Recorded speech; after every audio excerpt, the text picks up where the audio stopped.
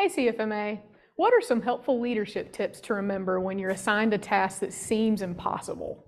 My name is Victoria Belken, and I'm a controller for a general contractor in Little Rock, Arkansas. And in addition to my day job, two things that I'm passionate about are one, my faith in God, and two, being the best financial leader for my organization that I can be.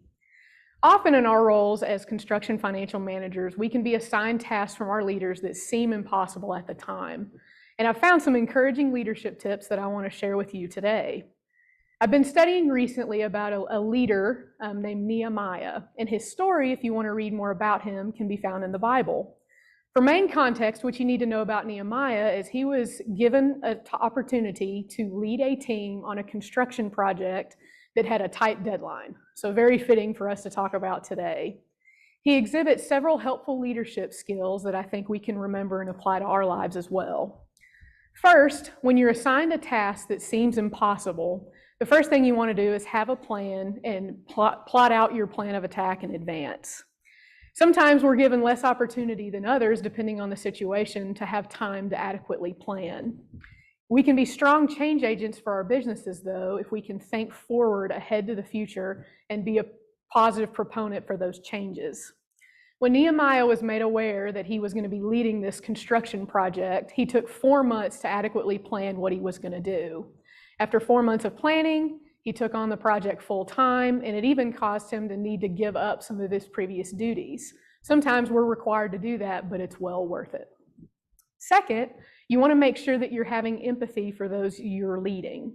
So being accountants, it's sometimes very difficult to not think black and white, dollars and cents. At least I know I struggle with that. So the biggest thing is just to remember the empathy and have empathy of people you are leading. And Nehemiah did this as he was leading his people. His people he was leading was different than him.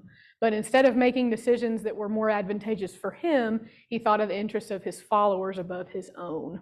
And I think we can all agree that employees in our businesses are our greatest assets, so we must seek to have empathy. Third, when facing what seems to be an impossible task, when things get out of control, stay focused.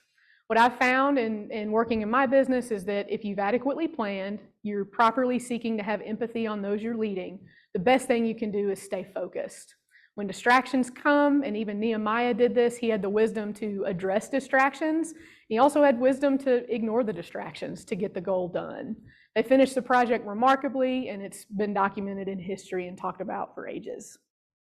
These leadership traits have helped me so much in our business, thinking about changing from an office fleet to vehicle allowances and new policy changes and new software conversions and so many other things that involve so many people and so many things in our businesses. The most important things that we can do are to plan ahead, have empathy, and stay focused. So lead on, CFMA.